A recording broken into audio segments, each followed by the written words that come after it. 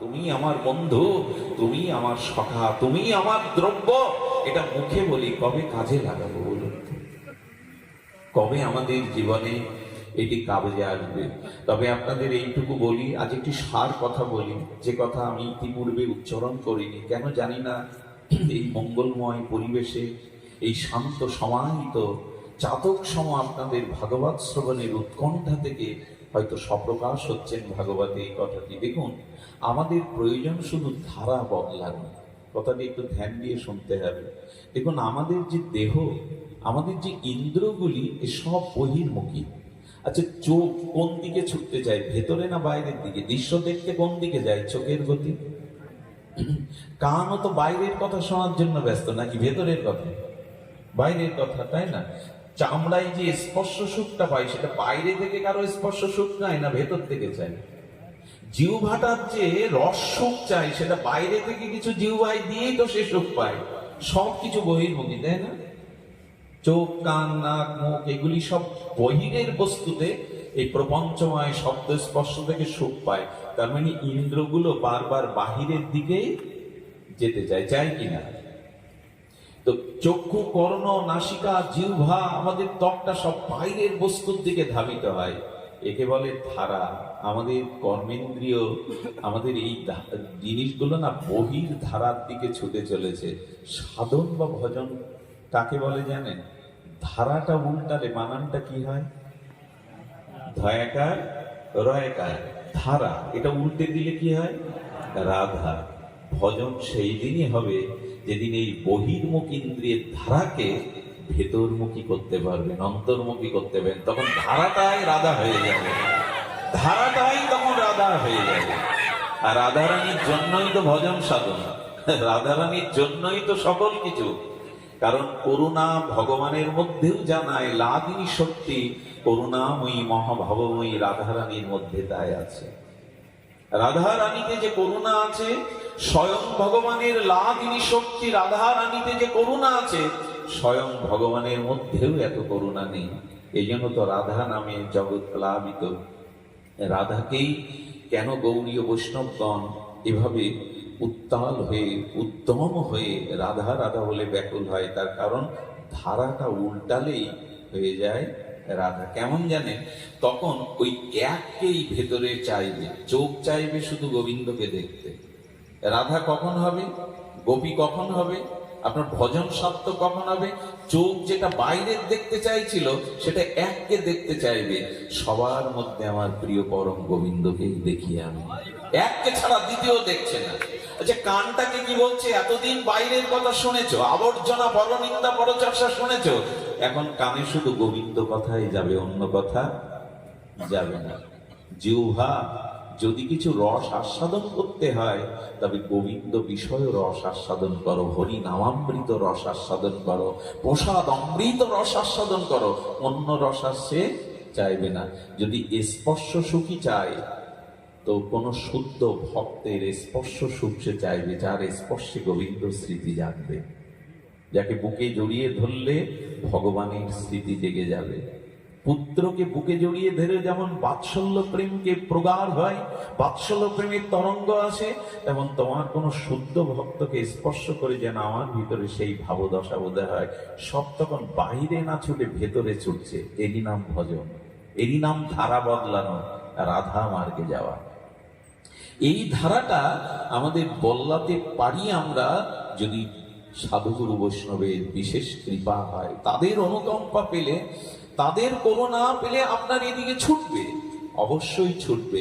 দেখুন, যখন ওই এককে আনন্দ দেওয়ার জন্য বহির্মুখ ইন্দ্রগুলি অন্তর্মুখী হয়ে ছুটবে, তখনই আপনি প্রকৃত আনন্দের সন্ধান পাবেন, তখনই আপনি প্রকৃত সেই প্রেম বলি, ভক্তি বলি। দেখুন, আমি আপনাদের চোখে মুখের দিকে কিন্তু চাইছি, কি তাপদাহ গরম ওর মধ্যে। আমাকে যদি বসিয়ে দেন, আমি বেশিক্ষণ বসতে পারবো না। এটা আপনাদের মুখগুলো চাতকের মতো উৎকর্ণ হয়ে হরিকথায় ব্যাকুল। আপনারা শারীরিক কষ্টকে, সংসার ভাবনাকে, বাড়ি ফেরার চিন্তাকে এখন ধুয়ে মুছে দিয়েছেন। কারণ কি জানেন?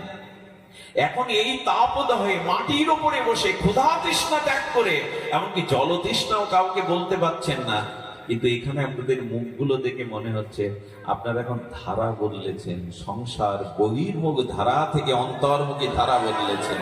আর এই ধারা বদলানোই হলো সাধনা, এই ধারা বদলানোই হলো ভগবানকে চাওয়া।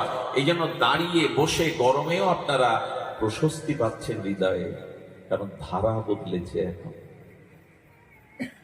এই জন্য আমাদের অন্তর্মুখী ধারা, ওই এককে আনন্দ দেওয়ার জন্য আমাদের ধারাকে বহির্মুখ থেকে ভেতরমুখী করাই হলো ভজন। দেখুন, ভজন মানে আর কিছু না, অনন্ত জন্মের কুসংস্কার থেকে সুসংস্কারে যে ফিরে আসা। সংস্কার আমাকে বিপদগামী করতে চায়, ভোগ কামনার পথে নিয়ে যেতে চায়, যার দ্বারা ওই পথটা, ওই ধারাকে বিপরীতে নিয়ে যাবে, এরই নাম ভজন। যদি তা জীবনে না হয়, জানবেন ভজন ঠিক হচ্ছে না আপনার। যদি ধারা না বদলায়, বহির্মুখ থেকে অন্তর্মুখিতা না যায়, তাহলে জানবেন যথাযথ ভজন হচ্ছে না। এটা হয়েছিল ব্রজের গোপিকাদের। তারা কৃষ্ণের বাঁশি ছাড়া আর কিছু শোনেনি। কৃষ্ণের বাঁশি শুনে যেমন তারা সব ত্যাগ করে এসেছিল, আবার কৃষ্ণকে হারিয়ে গোপীদের গোপী গীতের দ্বারা কৃষ্ণ আবার ছুটে এসেছিল। গোবিন্দ বললেন, ওদের তো আর কোনো চাওয়া ছিল না, গোপীদের তো আর কোনো চাওয়া পাওয়ার বিষয় ছিল না। তবে আপনাদের এইটুকু অনুরোধ করি, অনুরোধটাকা হলো অন্তর্মুখী করে ভগবানকে না পাওয়া, ভগবানকে আনন্দ না দেওয়ার, ভগবানকে প্রসন্নতা সুখ না দেওয়ার যে ব্যথা, এই ব্যথাটা যতদিন না জাগবে, জানবেন ভগবানের প্রতি আপনার প্রেম ভালোবাসা হয়নি। ছোট্ট একটা কথা মনে পড়লো, হস্তিনাপুর থেকে আজ শ্রীকৃষ্ণ তিনি দ্বারকায় চলে যাবেন। সবাই যখন কৃষ্ণকে বিদায় দেওয়ার জন্য ব্যস্ত, তখন কুন্তী দেবী অন্তরালে কাঁদছেন। কৃষ্ণের রথটা যে পথে যাবে, সেই রথের পাশে রাস্তায় দাঁড়িয়ে চোখে আঁচল মুছতে আর কাঁদছেন, বারবার কাঁদছেন। আমার কি মনে হয় জানেন, ভগবানের জন্য হৃদয়ে যতদিন বিরহ না জাগবে, জানবেন ভগবানের প্রতি আপনার প্রেম ভক্তি আসেনি। ভালোবাসার মানুষের জন্যই তো মানুষের হৃদয় কাঁদে। কুন্তী দেবী কাউকে জানতে না দিয়ে উনি রাস্তার এক ধারে বসে ফুপিয়ে কাঁদছেন। ভগবানের জন্য যে এই বিরহটা, কত কাঁদলাম বলুন তো, রোগ শোক সন্তান আদি পুত্র কন্যা কুটুম্বের জন্য অর্থের লস হয়ে গেল, ক্ষতি হয়ে গেল, কত কাঁদলাম। ওই ভগবানের জন্য কতবার কেঁদেছি। আমি দাবি করবো যে তোমায় ভালোবাসি। এই জন্য ভগবানের বিরহে যতদিন চোখে অশ্রু না আসছে, তবে লোক দেখানোর জন্য না, আসর মাতানোর জন্য না, কুন্তীর মতো রাস্তার একধারে দাঁড়িয়ে যদি গোপনে কাঁদতে পারে, তখন বোঝা যাবে ভালোবাসা এসেছে।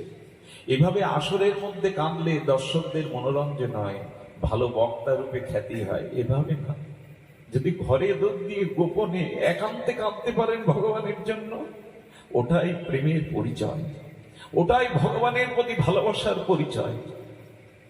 কুন্তী দেবী কাঁদছেন, গোবিন্দ কি দেখতে পাবে?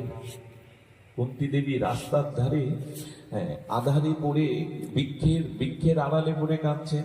এটা একটা জিনিস শুনুন, ভগবানের বিরহে যারা প্রেমশ্রু ফেলে না, সে পথ মারিয়ে ভগবানের যাওয়ার ক্ষমতা নেই। ভগবান ওই পথ উপেক্ষা করে কোনোদিন যেতে পারে না। রথ এসে থেমে গেছে রাস্তার পাশে, কেন গেছে জানেন? ভগবানের জন্য যাদের বিরহে অশ্রুপাত হয়, ওই পথ মারিয়ে যেতে পারে না ভগবান। ভগবানের এরকম ক্ষমতা নাই, উপেক্ষা নাই।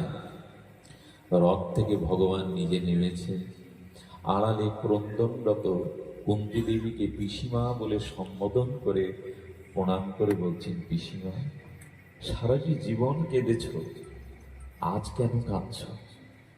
উনি বললেন, অন্তর বাহিরে পরম পুরুষ তুমি, তুমি সর্বকারণের কারণ, অন্তরং বাহিরং পরমং পুরুষং তুমি। আমি জানি তুমি পরম পুরুষ।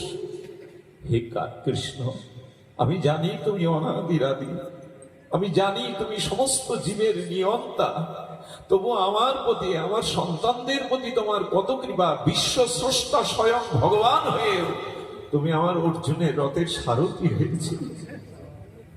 তুমি ঘোড়াকে জল খাওয়াতে, অর্জুনের জায়গাটা মুছে দিতে।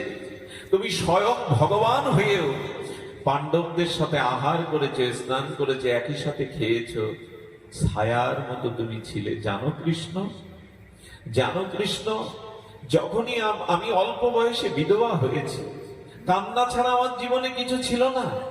এই 5টা পুত্রকে নিয়ে আমি পথে ভিক্ষাও করেছি, বনবাসেও গেছি, ওদের বিষ খাইয়ে মারতে গেছে, যতুগিরিয়ে পুড়িয়ে মারতে গেছে, কিন্তু সর্ব বিপদে তুমি ওদের পাশে থেকেছো ছায়ার মতো।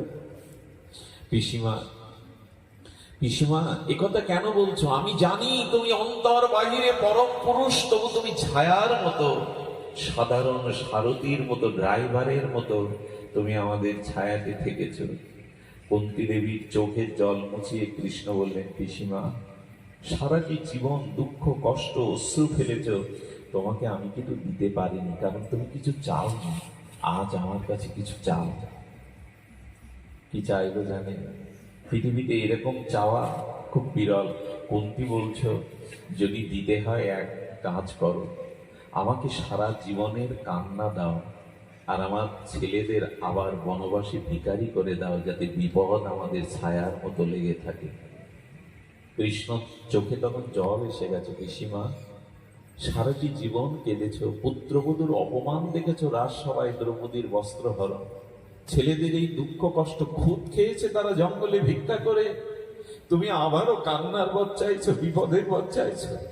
তুমি 1000বার চাইলে আমি তোমাকে আর চোখের জল আর বিপদ দেব না। কুন্তী বলছেন, বিপদ দেবে না কেন? কারণ বিপদ পেলেই তো তোমার কথা মনে পড়ে, বিপদ এলেই তো তোমার কথা মনে পড়ে। যখনই কোনো সংকট আছে, বিপদ আছে, সেটাই আমার কাছে সম্পদ হয়ে যায়। কারণ যে বিপদে তোমার কথা স্মরণ হয়, সেটাই আমার কাছে সম্পদ। আর যে সম্পদ পেলে তোমাকে ভুলে যেতে হয়, সেটাই আমার কাছে বিপদ। ভক্তের ভাবনা দেখুন, যদি সংকট আছে, বিপদ আসে, তাতে যদি তোমার কথা স্মরণ হয়, সেটাই আমার সম্পদ, সেটাই আমার প্রকৃত সম্পদ। বলেন, এবার আমি তোমায় দিতে পারবো না। সারা জীবন কেঁদেছ, এখন ছেলেরা হস্তিনাপুরের রাজা হয়েছ, এখন আর কান্না কেন, বিপদ কেন চাইবে? সর্ব বিপদ তো মুক্ত। বললেন, গোবিন্দ, তুমি যাদের ছেড়ে যাও, তাদের বিপদ ছাড়া তো আর কিছু থাকে না। তুমি যাদের ছেড়ে চলে যাও, তাই বিপদই চাই আমি। সারা জীবন আমাকে কাঁদাও, বিপদ দাও, যাতে তোমার মতো সম্পদকে কাছে পাই। বলেন, এবার আমি তোমায় দিতে পারবো না, অন্য কিছু চাও। এরপরে কুন্তী যা চেয়েছিলেন তা মর্মস্পর্শী চাওয়া। আমরা কবে এই বুদ্ধি আমাদের মাথায় আসবে, এই প্রার্থনা আমাদের কবে আসবে? কুন্তী দেবী বললেন, তবে এই দাও, এই সংসারে কারোর প্রতি যেন আমার মমতা না থাকে, সেই মমতাগুলো নিগড়ে যেন আমি তোমার প্রতি দিতে পারি। সংসারে কোনো বস্তুর প্রতি যেন আমার মমতা না থাকে, সমস্ত মমতা যেন আমি তোমাকে দিতে পারি, সমস্ত মমতা নিগড়ে তোমাকে দিতে পারি। আমি আপনাদের বলি, আমাদের মনটা না, আমাদের মনের যে ভালোবাসাটা না, যাকে তাকে দিয়ে বসেছি আমরা। এটা বন্ধক দেওয়ার মতো। কোনো বস্তু যদি কারো কাছে বন্ধক রাখেন, প্রয়োজনে সেটা পাওয়া যায় না, সেটা আপনাকে যখন তখন দেওয়া যায় না। গোবিন্দ বললেন, মনের ভালোবাসাটা তো যাকে তাকে দিয়েছ, বন্ধক দিয়েছ, ওটা ছাড়িয়ে আমাকে দাও। ওই যেখানে মনটা বন্ধক দিয়েছ, ভালোবাসা যাকে যাকে দিয়েছ, ওটা ছাড়িয়ে আমাকে দাও। কারণ ভালোবাসার মূল্য আমি ছাড়া কেউ দেয় না জগতে। এই জগতে যাকে ভালোবাসবে, সেখান থেকে একটা আঘাত আসবে তোমার। এই জগতের ভালোবাসাটার মধ্যে স্বার্থ আছে, নিজের সুখের বাসনা আছে। কেউ স্বার্থ ত্যাগ করে নিজ সুখ জলাঞ্জলি দিয়ে ভালোবাসতে চায় না। এই জন্য ভালোবাসাকে আমরা বারবার কলঙ্কিত করেছি। সংসারে নিজ স্বার্থ, নিজ সুখের চিন্তায় বারবার ভালোবাসাকে আমরা কলঙ্কিত করি। এই জগতের ভালোবাসা বড় ছলনাময়, জানেন। স্বামী স্ত্রী সংসারে আবেগে ভালোবেসে কিছুদিন কাটালো, যদি স্ত্রী বিয়োগ হয় না, মারা যায়, তো স্ত্রীর চিতাতে তার জীবন, তার ওই লাশ উঠতে দেখে না, স্বামীর পুরনো স্মৃতি মনে পড়ে। আর পুরনো স্মৃতি মন্থন করতে করতে নোনা জল চোখ দিয়ে গড়িয়ে পড়ে। আর কি বলে জানেন? আর কাউকে মন দেব না, আর কাউকে ভালোবাসতে পারবো না। সমাজ যায় না, এই সুর বদলে যায়, এই গান বদলে যায়, আবার কারো হাত ধরে তাকে ঠকায়। এ সংসারের ভালোবাসা সত্যময়, নিজের সুখের জন্য মাঝখানে আপনাকে রেখে ভালোবাসে। একমাত্র নিঃস্বার্থ ভালোবাসা ভগবানের কাছেই পাওয়া যায়, তিনি কোনো কিছু না রেখেই ভালোবাসেন। এই জন্য ভালোবাসাটার গতিপথ তার দিকে দিতে হবে, আমরা দিতে পারিনি। এই জন্য আজ আসুন আমরা কৃষ্ণদাস এটি ভক্তের চরিত্র শ্রবণ করেই পাঠ বিশ্রাম করি। গভীর রাত হয়ে যাচ্ছে।